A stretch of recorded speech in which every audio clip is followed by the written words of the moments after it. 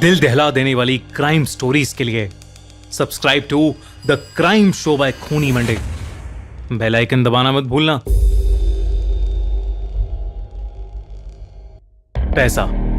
पैसा एक ऐसी चीज है जिसकी लालच में इंसान शायद कुछ भी कर सकता है।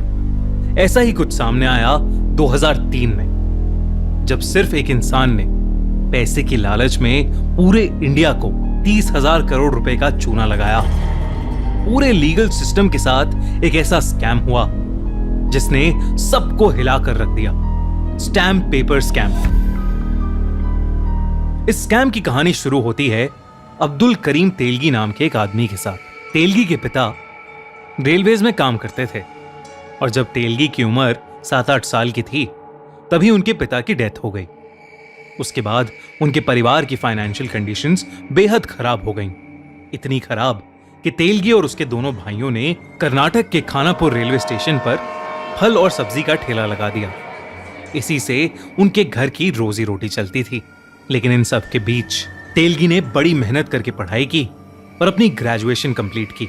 जॉब ढूंढने के लिए तेलगी कर्नाटक का अपना छोटा सा शहर छोड़कर सपनों की माया नगरी मुंबई में आ गया।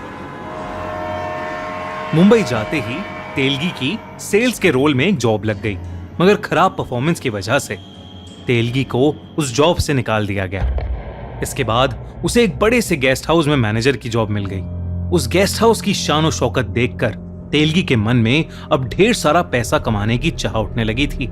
उसे पता चला कि सऊदी अरेबिया जाकर लोग खूब पैसा कमा रहे हैं, इसलिए वो 1986 में सऊदी अरेबिया चला गया।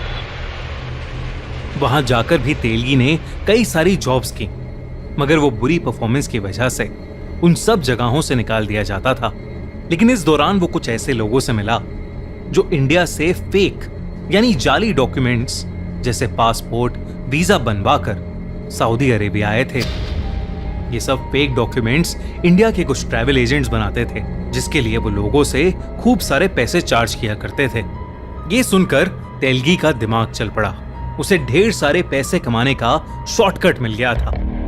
तेलगी मुंबई वापस आ गया और उसने अरेबियन मेट्रो ट्रैवल नाम की ट्रैवल एजेंसी शुरू कर दी। ये कंपनी उन लोगों की मदद करती थी जिनके पास सऊदी अरेबिया जाने के ना डॉक्यूमेंट्स होते थे और ना ही वो खुद जाने के लिए एलिजिबल होते थे। अब्दुल करीम तेलगी ने ऐसे लोगों के कागज की हेरा फेरी करनी शुरू कर दी, जिससे उन्हें इमिग्रेशन क्लियरेंस मिल जाता। अब्दुल करीम ने उन लोगों के फेक डॉक्यूमेंट्स बनाने शुरू कर दिए और उसने कागजों की ऐसी हेरा फेरी की जिससे सभी लोगों को इमिग्रेशन क्लियरेंस मिल जाता था। कुछ सालों तक वो यही करता रहा और इसी के चलते उसने ढेर सारे पैसे भी कमा लिए। लेकिन 1991 में एक दिन कुछ इमिग्रेशन ऑफिसर्स को उसके इस इलीगल काम की भनक लग गई और उसे अरेस्ट कर लिया गया।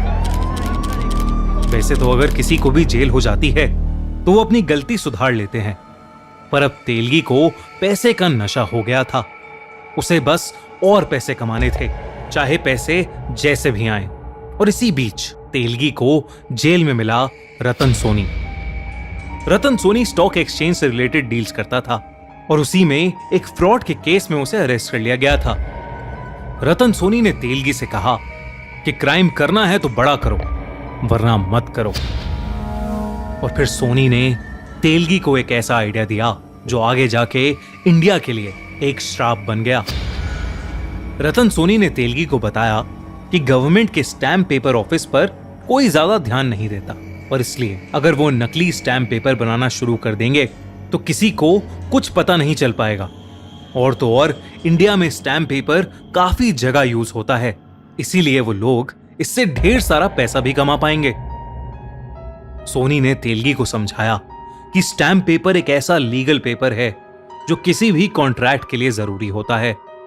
मैरिज सर्टिफिकेट हो या घर, दुकान या कोई प्रॉपर्टी खरीदने या बेचने का कॉन्ट्रैक्ट हो या कोई नॉर्मल रेंट एग्रीमेंट या जॉब एग्रीमेंट ही हो, स्टैम्प पेपर के बिना इनमें से किसी भी कॉन्ट्रैक्ट को कोई वैलिडिटी या मान्यता नहीं मिलती। पूरे देश भर में स्टैम्प पेपर यूज होते हैं। 100 रुपए के स्टैम्प पेपर का मतलब होता है 100 रुपए। मतलब अगर कोई 100 रुपए का नकली स्टैम्प पेपर बेचता है तो वो उसके लिए 100 रुपए या उससे ज्यादा ले सकता है। इस केस में ₹100 के स्टैम्प पेपर के जो ₹100 हैं वो असल में सरकार को मिलने चाहिए थे, लेकिन क्योंकि ये नकली होंगे इसलिए सरकार को कुछ नहीं मिलेगा। मतलब जितनी भी अमाउंट के नकली स्टैम्प पेपर बिकेंगे उतनी ही अमाउंट की सरकार से चोरी होगी और उतना ही कम पैसा इकोनॉमी में आएगा। जेल से छूटते ही तेलगी और सोनी ने इस आइडिया पर काम शुरू कर दिया। उन्होंने सबसे पहले पॉलिटिशियंस के बीच, गवर्नमेंट ऑफिशियल्स के बीच और अंडरवर्ल्ड के बीच अपनी पहचान बनानी शुरू कर दी। फिर जुगाड़ करके एक स्टैम्प पेपर बेचने का लाइसेंस लिया ताकि आने वाले टाइम में उन पर किसी को शक ना हो।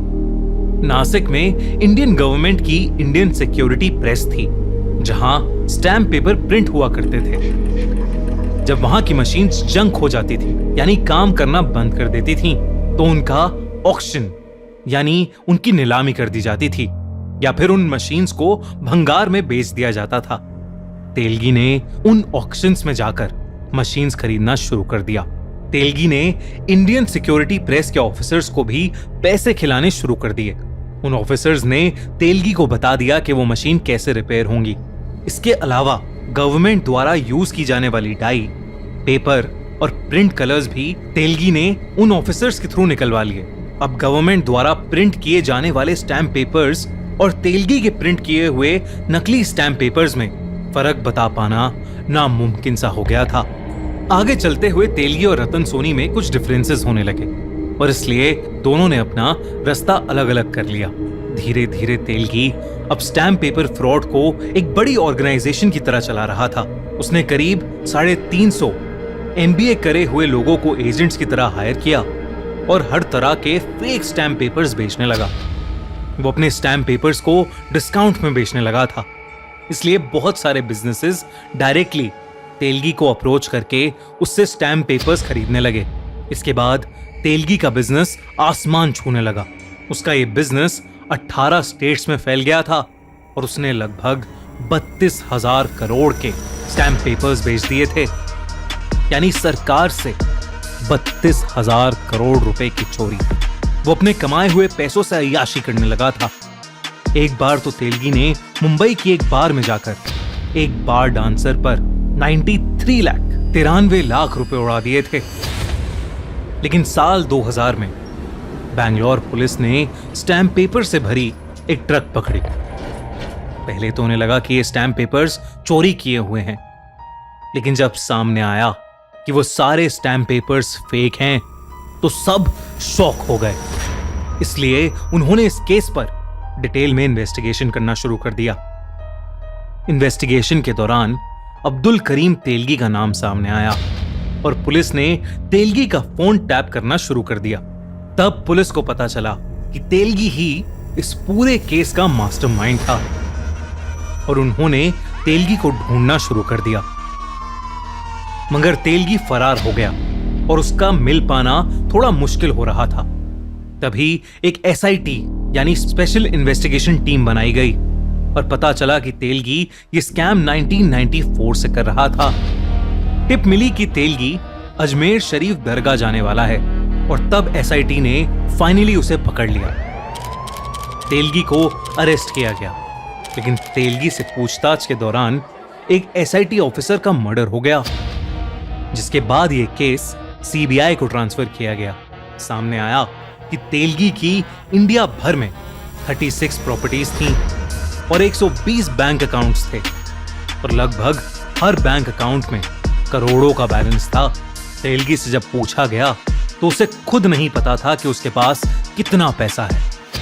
गिल्टी पाने पर अब्दुल करीम तेलगी को 30 साल की सजा सुनाई गई और 202 करोड़ का फाइन लगाया गया।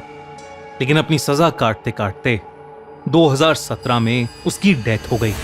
तेलगी के लॉयर ने कहा कि जेल के अंदर तेलगी का मर्डर कराया गया है क्योंकि इस केस में कई ऐसे बड़े पॉलिटिशियंस के नाम जुड़े थे जिनके बाहर आने पर बहुत बवाल हो जाता और तेलगी उन सबको एक्सपोज करने वाला था। तेलगी कहता था कि वो इस गेम में बहुत छोटा प्लेयर था और कई इन्वॉल्व लोगों के नाम जानता था, मगर वो नाम कभी बाहर ही नहीं आ पाए। आपको क्या लगता है, तेलगी जैसे लोगों को पकड़ने में हमें इतना टाइम क्यों लग जाता है? हमें कमेंट्स में जरूर बताइए और ऐसे ही स्कैम की स्टोरीज देखने के लिए सब्सक्राइब करें द क्राइम शो बाय खूनी मंडे को। बेल आइकन दबाना मत भूलना।